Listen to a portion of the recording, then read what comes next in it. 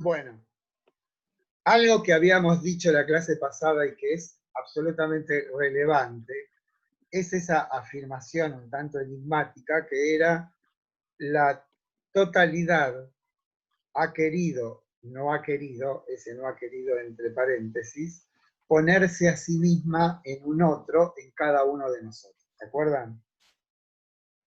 Que hicimos esa expresión que es el universo se hace presente a sí mismo en cada uno de nosotros, o physis, llamémosle, se hace presente en cada uno de nosotros, pero se hace presente de un modo peculiar, que es en esto que, digamos, de un modo ambiguo llamamos conocimiento, ¿no? Esa es la clave de bóveda de todo esto que estamos diciendo. Por alguna combinación, como decíamos el otro día, inescrutable, porque como también decíamos, desde ese hipotético Big Bang hasta que aparecimos cada uno de nosotros, ha habido una inconmensurable cantidad de relaciones de causas y efectos hasta que se dio esto que somos cada uno. Es una cosa estupefaciente. Es esa la palabra. Bueno, y eso es lo asombroso. Ahí está la clave del asombro. Bueno, entonces decíamos que el modo entonces de manifestarse esta legalidad de la physis es polemos, y que ese polemos tiene el carácter o explicita no solamente esto que decimos del mostrarse y el ocultarse, sino que expresa cuál es su lógica. Y su lógica dice, lógica decimos como orden subyacente, esa lógica es que ese mostrarse y ocultarse obedece a un cierto ajuste que llamamos armonía. Y ahí nomás decimos, otra cita, armonía oculta mejor que la manifiesta. Como es armonía fanes, criton faneros. Esa es la cita de Heráclito. Armonía oculta, mejor, más fuerte. La palabra es criton, ¿no? Más fuerte que la manifiesta. Y en la clase pasada también hablábamos de la verde llanura, la verde pradera, ¿se acuerdan? Que decíamos, la verde pradera claramente es un ente, pero subyaciendo a ese ente está la physis como una totalidad. Y esa totalidad se expresa, se muestra, y ahí tomábamos aquella cita, esa frase, mejor dicho, del poema de Hölderlin que dice, la naturaleza maravillosamente omnipresente en leve abrazo. Desde la más ínfima expresión de esa brisna de hierba que está perdida en un campo, hasta nuestro pensamiento o las tormentas que se dan en Saturno y Júpiter, todo eso obedece en leve abrazo a la physis, que no tiene, insisto en esto, por lo que vendrá después, no tiene un centro rector. No hay una gerencia general del universo que dictamina el modo de ser de las cosas, sino, insisto, sabio es considerar que todas las cosas se regulan a través de todo. Y podemos agregar a esa cita aquella que dice, aquello, lo único sabio, quiere y no quiere ser nombrado con el nombre de Zeus. Este quiere y no quiere es cuando lo personificamos como Zeus, como una entidad visible, entre comillas, que es el Dios, no quiere. Pero en tanto ese Dios es el que todo lo domina, sí quiere. Por eso Aristóteles acusaba a Heráclito de violar el principio de identidad, ¿no? Porque las cosas son y no son a la vez. Cuando queremos determinar unívocamente el comportamiento de algo, ahí estamos cometiendo hibris, esto es desmesura. El otro o uno de los otros opuestos que merece especial atención es el despiertos y dormidos. Nada mejor que nuestras clases de las 7 de la mañana, ¿no? ¿Qué es un despierto? O mejor dicho, empecemos por la negativa. ¿Qué es un dormido? Aquel que vive, digamos, con la actitud, podemos decir, de que todo ocurre de un modo natural. Esto que llamamos ahora naturalizar. Aquellos para quien la vida es algo obvio, algo que se entiende de suyo. Esos son los dormidos. Aquellos, claramente, que no se preguntan. Aquellos que viven sometidos al orden de lo habitual y de lo cotidiano. En cambio, los despiertos, y acá otra nota fundamental,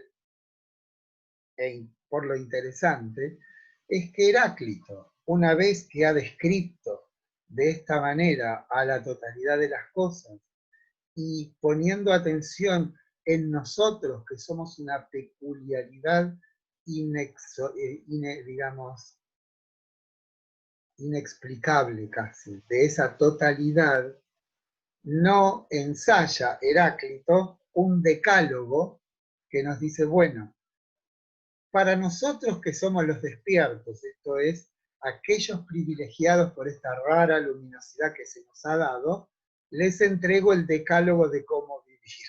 No hay tal cosa. No hay un manual de instrucciones para los despiertos, menos para los dormidos, ¿no?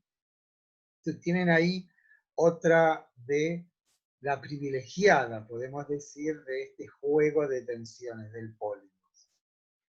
Vida, muerte, dormidos, despiertos. Después está inmortales, mortales, ¿no? ¿Cuál es el vínculo con lo divino? Y acá recordemos,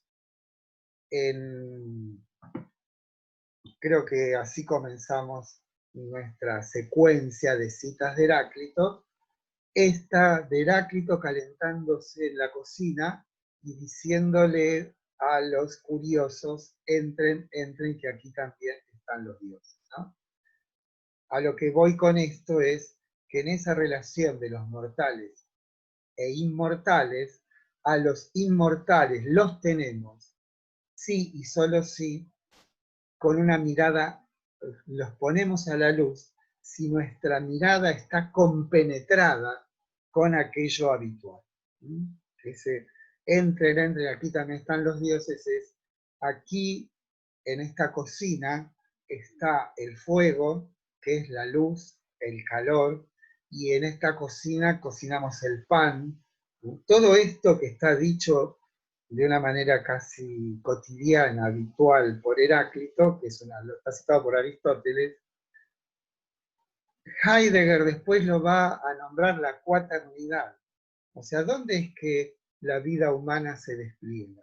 Se despliega en la tierra, bajo el cielo, ¿no? Ante la mirada de lo divino, ¿no? Ahí están los cuatro: mortales, inmortales, cielo y tierra. Después, en otro momento, les voy a mandar, o se los puedo mandar desde en un rato, un poema del poeta Trakl, que es un poeta austríaco, que nombra exactamente esos cuatro. Bueno, eso es lo que está de algún modo subyaciendo en esta lucha de los opuestos. Que la vida humana es eso que se despliega en la tierra, bajo el cielo, ante la mirada de los dioses. Pero los dioses no están presentes en un lugar de excepción. No son, no son, como digamos, convocados en situaciones especiales, que serían aquellas que los rituales determinan, sino que el asistir de lo divino podemos descubrirlo en la más cotidiana de las actividades o de las acciones, ¿no? Bueno, Esto entonces respecto de cuál es el modo que esta totalidad que llamamos fisis se manifiesta, y es a través de los opuestos. Y los opuestos tienen la peculiaridad de ser irreductibles y cooriginarios, o sea, no es el uno sin el otro, ni uno se reduce al otro. Esto después lo veremos, si estudiamos San Agustín van a ver que los maniqueos dicen el bien y el mal son cooriginarios e irreductibles. Y en Kant, cuando veamos sensibilidad y entendimiento, vamos a ver que son cooriginarios e irreductibles también. Bueno, en este caso, que podemos tenerlo como el antecedente eminente de todos estos, es que van a aparecer entonces, o va a aparecer esa totalidad bajo la forma del polo. ¿Sí?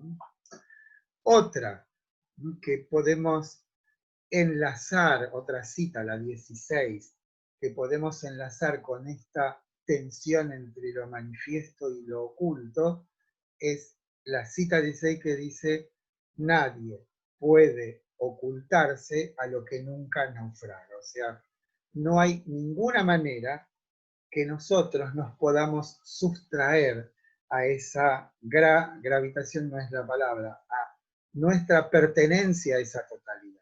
No hay manera de eludirla. Saben que esa cita la rescata Clemente de Alejandría, que es uno de los padres de la Iglesia, y erróneamente adjudica esto de nadie puede ocultarse a que Dios siempre nos está mirando. Pero no tienen absoluto nada que ver con esto que está diciendo Heráclito. Lo que está diciendo Heráclito es, nadie puede sustraerse a este pertenecer necesario a nuestro, a la fisis, a la totalidad. ¿Me siguen o...? ¿Sí? ¿No les parece extraordinario este muchacho? Bueno, lo que yo tengo que hacer es implantarles a ustedes la, hay que decir, la pasión por Heráclito, pero algo así. Porque esto todo, Profe, sí, está dicho le voy a hacer, en unos poquitos, son 123 citas para uno, 128 para uno. una pregunta. Usted como había nombrado Platón y estamos con esto de los opuestos, pensé si es posible, ¿no?, que entre esta discordia, por así decirlo, el mito de las cavernas, ¿no?, que está lo aparente y lo real. Sí, la alegoría de la caverna. Lo que ocurre con Platón, y esto es lo que, por eso insisto en esto del ocultarse, es que en Platón hay un cercenamiento. Si bien, como bien vos decís, hay un tránsito de la oscuridad a la luz, o sea, aquel que es, y esto ténganlo en cuenta desde ahora, el que sale de la caverna no sale porque toma la decisión de salir. No es que de alguna manera la conciencia se da cuenta de vivir en la apariencia y el ocultamiento, sino que es obligado. El cautivo sale porque hay alguien que lo obliga. Y esta es no quiero decir que no es exactamente una metáfora, pero sí lo que nos dice es que solamente podemos salir de la caverna si alguien nos obliga. Esto quiere decir, el hombre saldrá de su niñez si hay educación. Si no hay educación, no existe la posibilidad de la humanidad. Eso es lo que quiere decir Platón con que el cautivo se lo obliga a salir. La tensión que existe entre la oscuridad de la caverna y la luminosidad de la salida de la caverna, fíjate vos que esa oscuridad queda absorbida por la luminosidad. O sea, una vez que yo he salido de la caverna y he podido contemplar la verdad de las cosas representada por la luz del sol, ya esa oscuridad ha desaparecido. Y esa es la diferencia con Heráclito. En Heráclito, el orden del oculto permanece. No está subsumido por la luminosidad del ser. o de las ideas, sino que esa tensión nunca, o sea, la desaparición de la tensión es la desaparición de la realidad directamente. ¿Por qué? Porque la realidad es eso. Otra de las tensiones dice la armonía entre el arco y la lira, ¿no? Y esto nos remite, esto está dicho en el texto que leí el otro día en esas jornadas, que esto nos sirve también para poder pensar qué cosas son los dioses griegos, ¿no? Dice Heráclito también, hay una de las citas de Heráclito que él se pone a jugar a la payana o al dinenti, como le llamábamos nosotros, con unos chicos, ¿no? Donde lo hace donde está el Artemisión. El Artemisión es el templo de Artemis, que estaba en Éfeso y que es una de las 7 maravillas del mundo, ¿no? Del mundo antiguo. Incendiado por un tal Efialtes, que lo incendió para pasar a la historia. Y lamentablemente pasó a la historia. Estaba jugando con los niños y se le acercaron también unos curiosos para ver qué hace este hombre jugando con los chicos. Y entonces dice Heráclito, es mucho mejor estar aquí jugando con los niños que participar con vosotros del gobierno de la ciudad, como diciendo ustedes son una... De ahí, otro de los caminos que una palabra nos abre para acceder al centro de Heráclito, que como se dan cuenta no hay ningún centro, sino que lo que tenemos son palabras conductoras que nos llevan a lo mismo, pero que no es lo igual. Esa otra palabra es la palabra juego. Hay otra cita, digo esto de los dioses griegos porque Artemis, recuerden que Artemis es una de las 2 deidades femeninas vírgenes del panteón griego. La otra es Palas Atenea. La diferencia es que Palas Atenea, la diosa del buen consejo, la diosa clarividente, esa que salió entera de la cabeza de su padre, ¿sí? La que aconseja a Aquiles cuando lo está por matar a Agamenón al principio de la Ilíada, la que le tira del pelo, ¿sí? No sé si habrán visto, bueno, está siempre ahí atenta, por eso es la diosa de los ojos de lechuza. La lechuza después terminó siendo el animal de la filosofía. ¿Y por qué? Porque esos ojos abiertos, siempre abiertos, da, digamos, conduce a la cualidad esencial de la vida humana, si queremos llamar así, que es la atención. El búho es, para los griegos, el animal de la sabiduría, porque en sus ojos se expresa una atención penetrante a todo lo que hay. En cambio, Artemis, la otra deidad femenina, es, a ver, lo voy a decir así, la expresión de una posibilidad femenina, de una vida absolutamente ajena al orden de lo masculino, de la familia y de todo eso, ¿no? Es una suerte de feminismo avant la letra. Si es, o sea, es posible para o sea, esto es lo que sale de la prodigiosa visión que tienen los griegos de esa totalidad.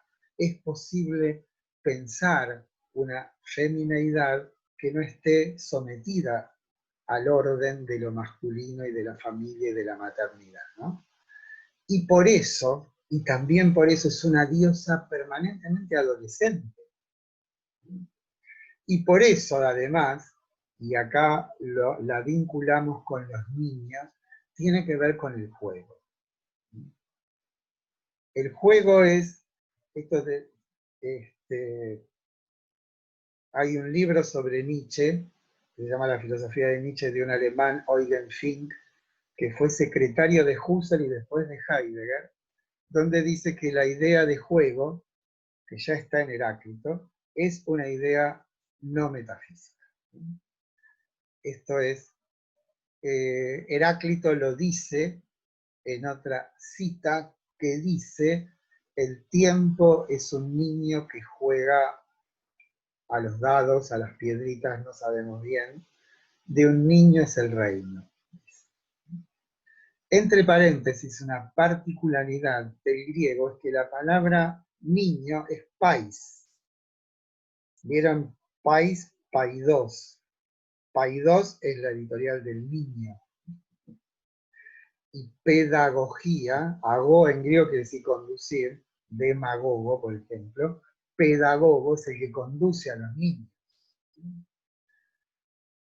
Y la palabra juego, fíjense, se dice paiso.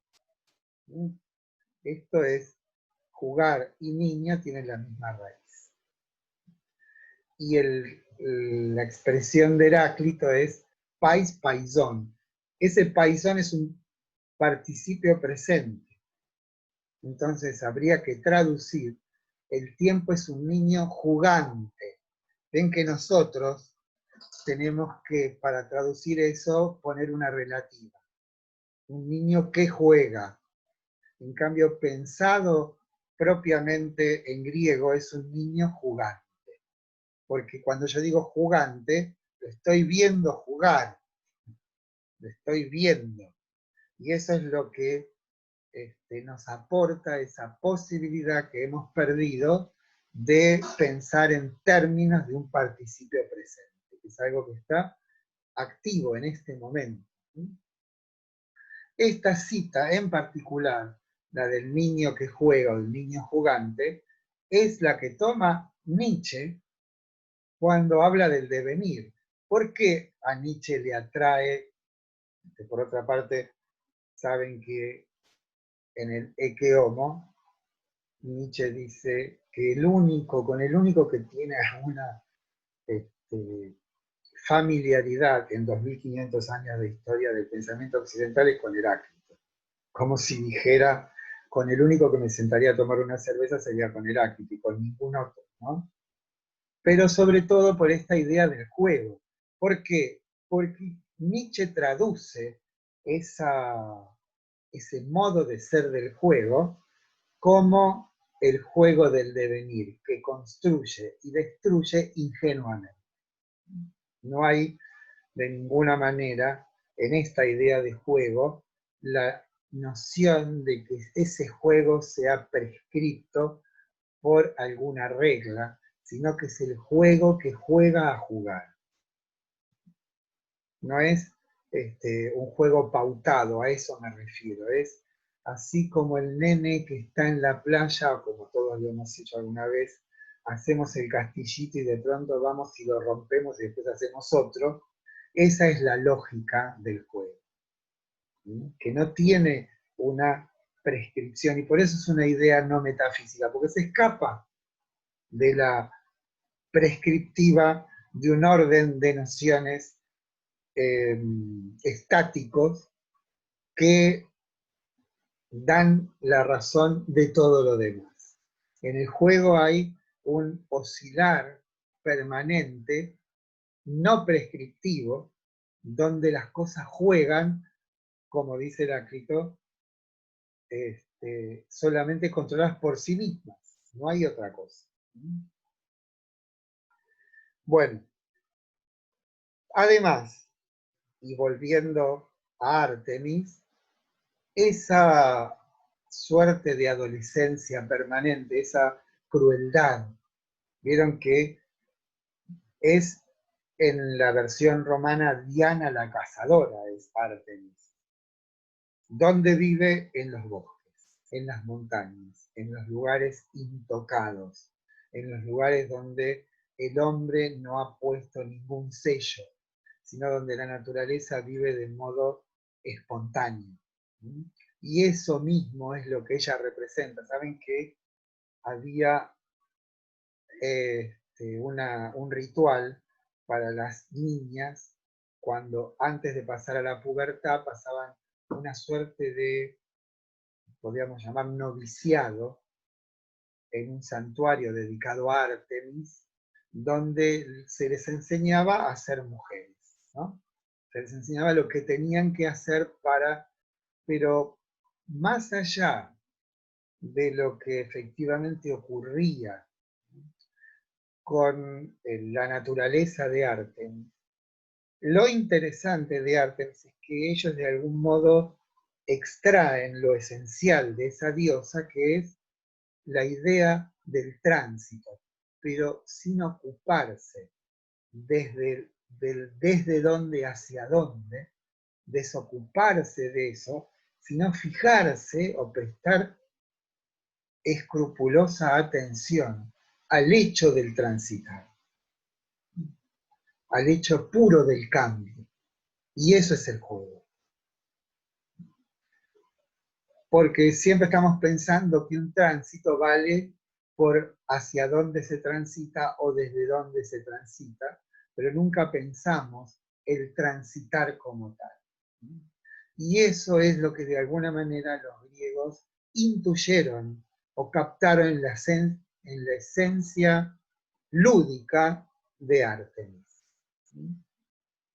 Y que Heráclito, bueno, otra vez, y que Heráclito no sé si usar la palabra, ya se me acaban las palabras, lo capta en la naturaleza o en la esencia de arte. O sea, esa es podemos decir, la expresión en Heráclito de la gravitación de lo divino en el sentido griego, ¿no? Recuerden que para nosotros, para mí, el modo de ser de los dioses es la asistencia. Y esa asistencia es percibida cuando en nosotros experimentamos algo que nos sobrepasa.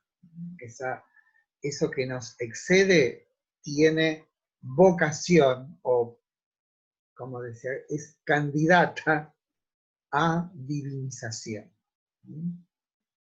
Bien, entonces tenemos otro camino más a través de una palabra que se dice en uno de los dichos de Heráclito, que tiene que ver con el juego. Y ese juego no solamente lo tenemos explícitamente expresado en la cita que habla del niño que juega, de un niño es el rey, ¿no? Sino también en esto de preferir jugar con los chicos a ocuparse de las cosas serias que supuestamente es de lo que se ocupan los señores ciudadanos de Éfeso. Y le dice, despreciándolos, prefiero, esto es más serio de lo que ustedes dicen, ¿no? Como diciendo, esto lo dice Nietzsche en realidad, el juego es lo más serio, ¿no? ¿Sí? En el sentido de, piensen en una cosa, y cuánto de Heráclito ha absorbido Nietzsche. Nietzsche dice, cada pensamiento es una tirada de dados, dice, ¿no? Cada pensamiento es un surgir. Bien. Tenemos entonces estas palabras rectoras, podemos decir.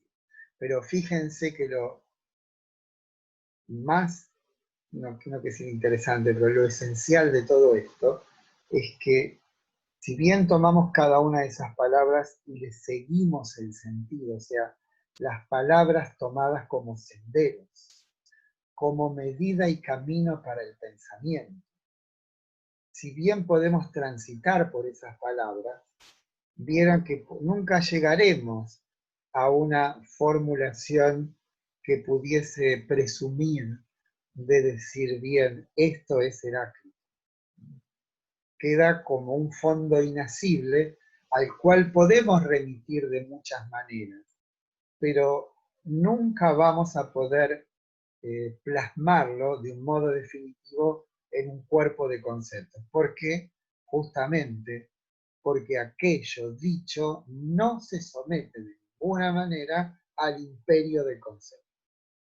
Y nos es mucho más favorable, como en el sentido de ese filei de la cita 123, dar lugar a ese ocultarse. Digo esto no solamente para que entendamos lo que querría haber dicho Heráclito, sino que lo apliquemos en nuestra manera de ver las cosas, ¿no? Porque eso es lo más interesante de Heráclito, es que nos hable a cada uno de nosotros.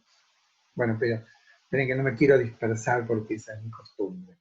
Tenemos entonces una serie de palabras que hemos seleccionado de las citas de Heráclito y que después las hemos mostrado en esas citas. Y dijimos, hablamos del fuego como la metáfora aquella en la cual la totalidad se dice de muchas maneras, pero es una. Y eso lo asociamos con también la palabra metrá, y metrá, medida, la vinculamos con logos, y logos lo pensamos como unión, como enlace, como siendo digamos, no quiero decir estructura, pero llamémosle, la forma subyacente de toda realidad. Esa realidad toda la llamamos physis. Physis, recuerden, es una palabra que viene del verbo fuein, que quiere decir crecer, pero crecer no tomado simplemente como un acrecentamiento cuantitativo de algo, sino que ese crecer es un crecer armonía, ajuste. Y ese ajuste está expresado en la palabra cosmos, que quiere decir armonía, simetría, proporción. Y justamente esa armonía, proporción y simetría es lo que llama al pensar. ¿Por qué? Porque ese aparecer asombra. La otra palabra que hemos tomado es polemos. Si queremos entonces pensar cuál es el modo en que esta totalidad se pone a la luz, es a través de los contrarios. Y los contrarios, el logos de los contrarios, el ensamble de los contrarios, el cosmos de los contrarios, ven que todas las palabras se juntan con las otras. No hay ninguna que podamos tomar aparte, sino que una llama a las otras. Pero cada una de esas palabras nos reserva una visión más o menos determinada. En el caso de Polemos, está presente el ajuste o la armonía. ¿Por qué? Porque esa tensión entre los opuestos acontece de un modo peculiar, y ese modo peculiar es una suerte de tensión de aparición y desaparición. Esto, pensémoslo aún en las cosas más triviales. Cuando nosotros decidimos, hablamos, cuando hacemos, esa acción, esa palabra, esa decisión, esa formulación, como quieran llamarlo, es de algún modo un poner a la luz. Y ese poner a la luz, o a ese poner a la luz, le subyace una totalidad.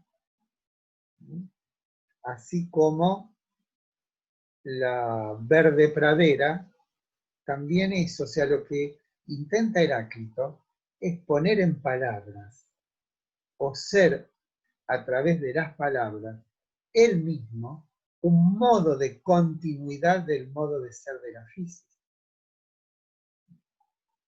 Él se propone o nos propone una suerte de poder vivir como siendo una continuidad entre el modo de ser de la totalidad y nosotros. Es un estar acorde con. Piensen que esa palabra logos, y aquí me voy, creo que es la palabra más relevante de todas, en la cita número 1 de Heráclito dice, no escuchándome a mí, sino al logos, habremos de coincidir que todas las cosas son una.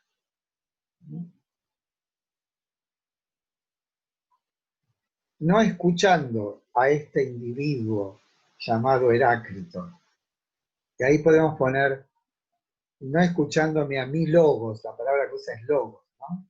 No escuchando mi palabra, dicha con minúscula, sino al logos, y ese logos está puesto con mayúscula, habremos de convenir, que dice sum ferein, sum fosos, bueno, no me acuerdo la palabra que es. Habremos de coincidir que todas las cosas son uno, ¿no? Dice gen panta. Ahora, Profe, ¿le puedo hacer una pregunta? pero para eso estoy, mija. Bueno, porque si estamos diciendo, él propone la continuidad, ¿no? Se me ocurre de repente que también somos fisis. O sea, Claro, si somos parte de esa, pero obvio, somos, claro que ok, sí. No hay nada que no sea físico. Por eso les ok. dije, nuestra única peculiaridad es que en nosotros la fisis se ha puesto como otra. O sea, en vez de haberse puesto como el hecho madreselva, bisonte o babirusa, Sí. saben que la babirusa es una especie de jabalí de enormes colmillos que solo vive en la isla de Celebes, ¿no? Bueno, en nosotros se ha puesto de un modo